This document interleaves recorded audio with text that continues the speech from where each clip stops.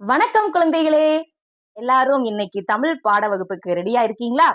இன்னைக்கு தமிழ் பாட வகுப்புல பாருங்க, நம்ம அடுத்த இலக்கண பகுதி என்ன பார்க்க போறோம் அப்படின்னா, 3ஆம் வகுப்பு 4ஆம் வகுப்பு மாணவர்களா இருந்தீங்கன்னா, இந்த வீடியோ உங்களுக்காக தான். சரிங்களா? 3ஆம் வகுப்பு 4ஆம் வகுப்பு மாணவர்களுக்கு தான் இது ரொம்ப ரொம்ப முக்கியமான இலக்கண பகுதி. என்னது முக்கியமான இலக்கண பகுதி என்னன்னு பாத்துடலாமா? இங்க பாருங்க, பால் இலக்கணம். என்ன இலக்கணம்? பால் இலக்கணம். சரிங்களா? பால் இலக்கணம். பால் அப்படின்னா பகுப்பு அல்லது பிரிவு. பால் அப்படின்னா பகுப்பு அல்லது பிரிவு பிரிவு. சரிங்களா? இப்போ இந்த பால் பத்தி படிக்கிறதுக்கு முன்னால உங்களுக்கு நான் ஒண்ணு நினைவு கூறுறேன். பால் அப்படின்றது வந்து உயர்திணை அக்ரி நம்ம திணை வகைகள் படிச்சோமா? திணை வகைகள் நம்ம படிச்சோம் இல்லையா? திணை அப்படின்னா 2 வகைப்படும். அது வந்து உயர்திணை அக்ரிணைன்னு படிச்சோம். இங்க பாருங்க, திணை வந்து நம்ம என்னன்னு படிச்சோம்? திணை 2 வகைப்படும்னு படிச்சோம். அதுல முதல் ஒன் வந்து உயர்திணை, இரண்டாவது வந்து நம்ம என்னன்னு படிச்சோம்? அக்ரிணை. ஓகேங்களாமா? அடுத்தது அக்ரிணை. உயர்திணை, அக்ரிணை. உயர்திணை அப்படின்னா அதாவது மனித இனத்தை மட்டும் குறிக்கக்கூடியது உயர்திணை. மனித இனத்தை மட்டும் குறிக்கக்கூடியது. மனிதர்கள் அப்படின்னா பொதுவான நம்ம மக்கள் இருக்கும் இல்லையா? மக்கள், ஓகேவா? அவங்களை எல்லாம் குறிக்கக்கூடியதுதான் இந்த உயர்திணை. மனிதர்கள் பொதுவாக மக்கள்னு சொல்லுவோம் பன்மையில. மக்களை குறிக்கக்கூடியது உயர்திணை. இது அக்ரிணை அப்படின்னா உயிருள்ள, இங்க பாருங்க, உயிருள்ள உயிரற்ற பொருள்களை குறிப்பது. அப்படின்னா மேம் மனிதர்களுக்கும் உயிர் இருக்குல்ல மேம் அப்படின்னா மனிதர்கள் அல்லாத அப்படின்னா மனிதர்களை சேர்க்காமல், அதாவது உயிருள்ளன்னு அர்த்தம் பறவைகள், விலங்குகள், பூச்சி இனங்கள், மரங்கள், செடி கொடிகள், இதுக்கு எல்லாத்துக்கும் உயிர் இருக்கா? உயிர் இல்லாதது அப்படின்னா இதுக்கு உயிர் இருக்காமா? இல்ல. இப்போ இந்த கண்ணாடி இருக்குன்னு வச்சுக்கோங்களேன், இந்த கண்ணாடிக்கு உயிர் இருக்கா? கிடையாது. இப்போ அடுத்து இந்த போர்டுக்கு உயிர் இருக்கா? கிடையாது. அடுத்து இந்த மாதிரி நம்மளை சுத்தி இருக்கக்கூடிய பொருள்கள் இருக்கு இல்லையா? அதுக்கெல்லாம் என்ன கிடையாது? உயிர் கிடையாது. சரிங்களா? அதனால உயிருள்ள உயிரற்ற பொருள்களை குறிக்கக்கூடியது என்னது? இந்த அக்ரிணை. சரிங்களா? இதை நல்லா நீங்க தெரிஞ்சா மட்டும்தான் நம்ம பால் இலக்கணத்துக்குள்ள போக முடியும். சரியாமா? இப்ப நான் என்ன சொன்னேன்? உயர்திணை அப்படின்னா யாரை குறிக்கும்? மனிதர்கள். ஓகேவா? மனிதர்கள் ஆண்கள், பெண்கள், குழந்தைகள், பெரியவர்கள், சிறுவர்கள் அப்படின்னு பலதரப்பட்ட மக்களை குறிப்பதுதான் இந்த என்னது? இந்த உயர்திணை. ஓகேவாமா? ஏன் மக்களை நம்ம சொல்றோம் அப்படின்னா, அதாவது பகுத்தறிவு உடையவர்கள் மனிதர்கள். பகுத்தறிவு அப்படின்னா இது நன்மை தீமை, இது ஒவ்வொரு ஒரு ஒரு நிகழ்வு நடக்குது அப்படின்னா அதுக்கு நம்ம சந்தோஷப்படணுமா, அழுகை படணுமா, வருத்தப்படணுமா அப்படின்னு நம்ம அந்த இடத்துக்கு தகுந்த மாதிரி நம்ம என்ன செய்யறோம்? நம்மள மாத்திக்கிறோம் இல்லையா? ஒருத்தர் அழுதுட்டு இருக்காங்கன்னா நம்ம போய் சிரிக்க முடியாது இல்லையா? அவங்களுக்கு நம்ம என்ன சொல்லுவோம்? ஆறுதல் சொல்லுவோம், கவலைப்படாத அப்படின்னு சொல்லி நம்ம என்ன செய்வோம்? நம்மளும் அவங்க கூட வருந்தி அவங்களோட கொஞ்சம் கஷ்டத்துல பங்கேற்றுக்குவோம். அப்படித்தானே? இந்த குணம் எல்லாம் வந்து அந்த பகுத்தறியறது, சிந்திச்சு செயல்படுறது அப்படின்றது மனிதர்களுக்கு மட்டும்தான் இருக்கு. அது வந்து மற்ற எந்த உயிரினங்களுக்கும் அது கிடையாது. சரிங்களாமா? அதனாலதான் நம்ம உயர்திணையில மக்களை மட்டும் சேர்க்கிறோம். அக்ரிணை அப்படின்னா உயிருள்ள உயிரற்ற பொருள்களை குறிக்கக்கூடியது, மனிதர்கள் சேர்க்காம. இப்ப பாருங்க, பால் இலக்கணத்துக்குள்ள நம்ம போலாமா? இப்ப பாருங்க, பால் இலக்கணம் வந்து திணையின் உட்பிரிவு தான் பால் இலக்கணம். திணையின் உட்பிரிவு தான் இந்த பால் இலக்கணம். இங்க பாருங்க, திணையின் உட்பிரிவு. ஓகேங்களா? இந்த திணைக்குள்ளதான் நம்ம இந்த பால் இலக்கணத்தை எல்லாத்தையும் படிக்க போறோம். இப்ப என்னன்னு பாக்கலாமா? இந்த பால் இலக்கணம் வந்து நமக்கு 5 வகைப்படும். பால் இலக்கணம் வந்து நமக்கு 5 வகைப்படும். அதுல முதல் ஒண்ணு பாருங்க, ஆண் பால். அதுல முதல் என்ன? ஆண் பால். முதல்ல என்னதுமா? ஆண் பால். இதுலயே ஆன்சர் இருக்குது பாருங்க. ஆண் அப்படின்னா யாரு? ஆண்களை குறிப்பது. ஆண் பால்னா யாரை குறிக்குமா? ஆண்களை குறிப்பது. சிறுவன், அப்பா, அடுத்தது வந்து தாத்தா, சித்தப்பா, பெரியப்பா, மாமா, என்னுடைய தோழன், ஓகே, நண்பன், இவன் எல்லாருமே யாரை குறிக்கக்கூடியது? ஆண் பால் அந்த வரிசையில வரக்கூடியவர்கள். இப்ப நான் சொன்ன பெயர்கள் எல்லாமே. சரியாமா? அடுத்தது பாருங்க, பெண் பால். அடுத்து நம்ம என்ன பால் பார்க்க போறோம்? பெண் பால். பாருங்க, பெண் பால். இதுலயே பாருங்க விடை இருக்கு. பெண் பால் அப்படின்னா யாரை குறிக்கும்? பெண்களை குறிப்பது. யாரை குறிப்பதுமா? பெண்களை குறிப்பது. பெண்கள்னா யாரு? ஃபர்ஸ்ட் நமக்கு யாரு ஞாபகத்துக்கு வருவாங்க? நம்மளுடைய அம்மா. சரிங்களா? நம்மளுடைய அம்மா, அடுத்தது பாட்டி, அடுத்து பெரியம்மா, அடுத்து சித்தி, அத்தை, தோழி, நண்பி, அடுத்து வந்து பக்கத்துல இருக்கக்கூடியவர்கள். ஓகேவா? பெண்களை குறிக்கக்கூடியது. ஒவ்வொருத்தர் பெயரை குறிச்சாலும் அதுவும் பெண்பால் தான். இப்ப என்னுடைய பெயர் ஜமுனா அப்படின்னா என்னுடைய பெயரை சொல்லி நான் சொன்னாலும் பெண் பால்ல வருவோம். இல்ல அவள்னு சொல்றோம். அவள்னு சொன்னா அது யாரை குறிக்கும்? அவள் அப்படின்றது ஒரு பெண்ணை குறிக்கக்கூடியது. இவள்னு சொல்றோம். அது யாரை குறிக்கக்கூடியது? ஒரு பெண்ணை குறிக்கக்கூடியது. சோ அவள், இவள், இது எல்லாம் எந்த பால்ல வரும்? பெண் பால்ல வரும். அவன் சொல்றோம். அவன். அவன்னா யார குறிக்கும்? அவன் ஒரு பையன். அவனை பாரு அப்படின்னு சொல்றோம். அவன்னா யார குறிக்கும்? பையனை. சோ ஆண் பால்ல வருவான். சரிங்களா? அடுத்து பாருங்க. பலர்பால். அடுத்து 3வது என்ன பால் படிக்க போறோம்? பலர்பால். சரிங்களா? பலர்பால் அப்படின்னாலே அதாவது ஒன்றுக்கு மேற்பட்ட மனிதர்களை குறிப்பது. சரிங்களா? ஒன்றுக்கு மேற்பட்ட அதாவது 2, 3, 4 கூட்டமா மனிதர்கள் எல்லாம் நிக்கிறாங்க. ஓகேங்களா? ஒரு கடத்தெருவுக்கு போறோம். அங்க போனா மக்கள் கூட்டம் அலை மோதுகிறது. சரிங்களா? சோ அதை நம்ம என்னன்னு சொல்லுவோம்? மக்கள். அதிகப்படியான மக்கள் நம்ம அங்க இருப்பாங்க இல்லையா? அதை நம்ம என்னன்னு சொல்லுவோம்? மக்கள். சோ அந்த மக்கள்ன்றது எந்த பால்ல வருவாங்க? பலர்பால். மக்கள் அப்படின்றது எந்த பால்ல வருவாங்க? பலர்பால். இங்க பாருங்க. ஒன்றுக்கு மேற்பட்ட ஒன்றுக்கு மேற்பட்ட ஒன்றுக்கு மேற்பட்ட மனிதர்களை குறிப்பது. சரிங்களா? ஒன்றுக்கு மேற்பட்ட மனிதர்களை மனிதர்களை குறிப்பது. இப்ப எடுத்துக்காட்டு பாருங்க. இப்போ மக்கள் நம்ம சொல்லிட்டோம். சரிங்களா? அதிகப்படியான மக்கள் ஒரு கூட்டமா நிக்கிறாங்க. மக்கள் அப்படின்றதும் பலர்பால் தான். சரிங்களா? இப்ப வந்து மாணவர்கள் அப்படின்னு சொல்றோம். மாணவர்கள். அடுத்தது வந்து ஆசிரியர்கள். ஆசிரியர்கள்.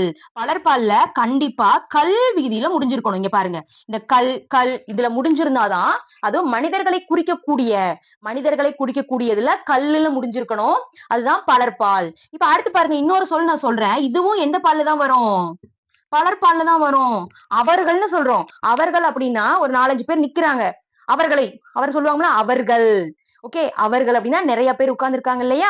ஒரு இடத்துல அவங்கள நம்ம கூடுவோம். அவங்கள வர சொல்லுங்க அப்படின்னு நம்ம பேச்சு வழக்குல சொல்றோம்ல. சோ அவர்கள். ஓகே. நிறைய பேர் உட்கார்ந்து இருந்தாங்கன்னா அவர்கள் அப்படின்னு பொதுவான பெயர்ல நம்ம சொல்லுவோம். ஓகேங்களா? இப்போ இங்க பாருங்க. இந்த 3 பாலும் திணையோட நம்ம ஒருங்கிணைச்சு பார்க்கலாம். சரிங்களா? இப்ப நம்ம திணை படிச்சோம் இல்லையா? உயர்திணை, அஃறிணை அப்படின்னு. இப்போ இந்த ஆண்பால், பெண்பால், பலர்பால் இந்த 3 பாலுமே எந்த திணையில வரும்? எந்த திணையில வரும்? உயர்திணையில வருமா? இல்ல அஃறிணையில வருமா? உயர்திணையில தான் வரும்.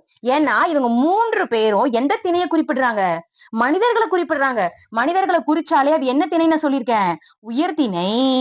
உயர்திணையில வரக்கூடிய பால் என்னன்னு கேட்டா என்ன சொல்லணும்? ஆண்பால், பெண்பால், பலர்பால். இந்த 3மே என்ன திணையில வரும்?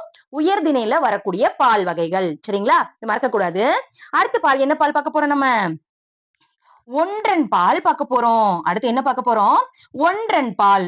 ஒன்றன் அப்படின்னாலே இங்க இதுலயே இருக்கு பாருங்க. ஒன்றன் அப்படின்னா உயிருள்ள உயிரற்ற பொருள்களில் ஒன்றை குறிப்பது. சரியாமா? இப்ப இது பாருங்க. இது எழுதுகோள். சரிங்களா? இது வந்து ஒரே ஒரு எழுதுகோள் தான். சோ இது என்னது இது? ஒன்றன் பாலா இல்ல பலவின் பாலா? ஒன்றன் பால். இது என்ன பால்ல வரும்? ஒன்றன் பால்ல வரும். சோ அப்படின்னா ஒரு பொருளை மட்டும் குறிப்பது. ஒரு பொருளை மட்டும் குறிப்பது என்னது? ஒன்றன் பால். இப்ப எடுத்துக்காட்டு பாத்தீங்கன்னா பந்து. அதுக்கு அடுத்து நெக்ஸ்ட் கல். அதுக்கு அடுத்தது வந்து பறவை. ஏதோ ஒரு பறவை. சரிங்களா? இப்படின்னு ஒரே ஒண்ணு உயிருள்ள அல்லது உயிரற்ற பொருள்கள்ல ஒண்ணை மட்டும் குறிக்கக்கூடியது. சரிங்களா? இப்ப பாருங்க அடுத்தது கடைசியில பலவின் பால். கடைசியில என்னமா பார்க்க போறோம்? பலவின் பால். பலவின் பால் அப்படின்னா நம்ம ஒருமை பன்மை படிச்சோமா? ஒருமை பன்மையில ஒரே ஒரு பொருளை குறிச்சா அது ஒருமை. பன்மை அப்படின்னா ஒன்றுக்கும் மேற்பட்ட பொருள்களை குறிப்பது. அதேதான் நம்ம இங்கேயும் பயன்படுத்த போறோம். பலவின் பால்னா இப்ப என்னன்னு சொல்லுங்க பார்க்கலாம். கரெக்ட். ஒன்றுக்கும் மேற்பட்ட பொருள்கள். இங்க பாருங்க. ஒன்றுக்கு மேற்பட்ட பொருள்களை குறிப்பது. இப்ப பாருங்க இங்க பந்து எழுதியிருக்கோம். பலவின் பால் என்ன எழுதணும்? பந்துகள் அப்படின்னு எழுதணும். இப்ப கல் அப்படின்னா கற்கள் அப்படின்னு எழுதணும். பறவை அப்படின்னா பறவைகள். அதேதான் கல்லுல முடிஞ்சிருக்கணும். எதுல முடிஞ்சிருக்கணுமா? கல்லுல முடிஞ்சிருக்கணும். பலவின் பால். சரியாமா? நல்லா ஞாபகம் வச்சுக்கோங்க. பலர்பால்னா மனிதர்கள். மனிதர்கள்ல கல்லுல முடியும். பலவின் பால்னா உயிருள்ள உயிரற்ற பொருள்கள்ல கல்லுன்னு முடியும். பலர்னாலே பலர் மனிதர்கள். பலர்னாலே மனிதர்கள் தான். பலவின்னா உயிருள்ள உயிரற்ற பொருள். பன்மை அது வந்து பன்மையில சொல்றது. ஓகேங்களா? அப்படி ஞாபகம் வச்சுக்கோங்க. சரியாமா? இது ரொம்ப ரொம்ப எளிமையான ஒரு இலக்கண பகுதி. குழப்பிக்காதீங்க. சரியா? ஒரு தடவை நம்ம திரும்ப பார்ப்போமா? பால் இலக்கணம். ஓகேவா? திணையின் உட்பிரிவு தான் பால் இலக்கணம். திணையின் உட்பிரிவு தான் பால் இலக்கணம். பால் எத்தனை வகைப்படும்? 5 வகைப்படும். பால் எத்தனை வகைப்படும்? 5 வகைப்படும். யாவை அப்படின்னு கேட்டா ஆண்பால், பெண்பால், பலர்பால், ஒன்றன் பால், பலவின் பால். 5 பால். ஆண்பால் என்றால் என்ன? சொல்லுங்க பார்க்கலாம். ஆண்பால் என்றால் என்ன? கரெக்ட். ஆண்களை குறிப்பது. ஒரு எடுத்துக்காட்டு சொல்லுங்க அதுக்கு. கரெக்ட். அப்பா, தம்பி, இல்ல உன் பேர கூட எழுதலாம். நீங்க ஒரு பையனா இருந்தீங்கன்னா உங்க பேர் எழுதலாம். சரியா? தப்பில்ல. இப்போ பெண்பால் என்றால் என்ன? பெண்களை மட்டும் குறிப்பது. சரிங்களா? எடுத்துக்காட்டு நம்ம அம்மா பேர் எழுதலாம், இல்ல பாட்டியோட பேர் எழுதலாம், இல்ல பொதுவான பேரு அம்மா, பாட்டி, சித்தி அப்படின்னு பொதுவான பேர் எழுதலாம். பலர்பால் அப்படின்னா என்ன? அதாவது ஒன்றுக்கும் மேற்பட்ட மனிதர்களை குறிப்பது. எடுத்துக்காட்டு அவர்கள், குழந்தைகள், சிறுவர்கள் அப்படின்னு ஏதாவது ஒண்ணு எடுத்துக்காட்டு எழுதலாம். இப்ப ஒன்றன் பால் என்றால் என்ன? ஒரு பொருளை மட்டும் குறிப்பது. ஒரு பொருளை மட்டும் குறிப்பது. எடுத்துக்காட்டு உங்களுக்கு என்ன அ எ ஃப்ரீயா ஈஸியா உள்ள சொல் எதோ அந்த சொல்ல மட்டும் எழுதினா போதும். ரொம்ப கஷ்டப்பட்டு எழுத வேண்டாம். என்ன ஈஸியான சொல் இருக்கோ, அதுல உயிருள்ள, உயிரற்ற பொருள்கள ஏதாவது ஒரு சொல் எழுதினா போதும். அடுத்தது பலவின் பால் அப்படின்னா, ஒன்றுக்கும் மேற்பட்ட பொருள்களை குறிப்பது.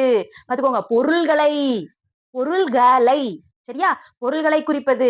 அதுக்கும் ஏதாவது ஒரு எடுத்துக்காட்டு சிம்பிளா எழுதணும். பந்துகள், ஆடுகள், அடுத்து வந்து புலிகள், எலிகள் இந்த மாரி சிம்பிளா உள்ளதுல கல் விகுதியில முடியிற மாரி எழுதணும். சரிங்களாம்மா? இன்னைக்கு பாடம் உங்களுக்கு எப்படி இருந்தது? பால் இலக்கணம் நல்லா புரிஞ்சுதா உங்களுக்கு நான் சொல்லிக் குடுத்தது? புரிஞ்சிருக்குன்னு நான் நம்புறேன். சரிங்களா? என்னோட குழந்தைங்கள உங்களுக்கு கண்டிப்பா புரிஞ்சிருக்கும். சரியாம்மா? உங்களுக்கு எளிமையான விளக்கத்துல நான் சொல்லிக் குடுத்துருக்கேன்னு நான் நம்புறேன். சரிங்களா? உங்களுக்கு பிடிச்சிருந்தது அப்படின்னா, மேம்க்கு ஒரு சின்ன லைக் போடுங்க பாக்கலாம் எல்லாரும். என்னோட வாய்ஸ், நான் சொல்லிக் குடுக்குற உங்களுக்கு டோனு, உச்சரிக்கிற விதம், உங்களுக்கு உங்களுக்கு அண்டர்ஸ்டாண்ட் பண்ற விதம் எல்லாமே புடிச்சிருக்கு அப்படின்னா, மேம்க்கு ஒரு சின்ன லைக் போடுங்க பாக்கலாம் அப்படியே. ரொம்ப நன்றிம்மா. ஓகேங்களா?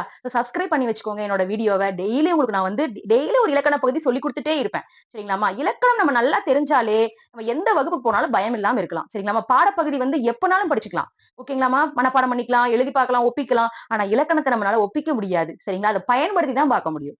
சரியாம்மா? அதுக்கு தான் நான் உங்களுக்கு என்ன செய்றேன், டெய்லி ஒவ்வொரு இலக்கண பகுதிகள் சொல்லிக் குடுத்துட்டு இருக்கிறேன். ஒவ்வொரு வகுப்புகளுக்காக.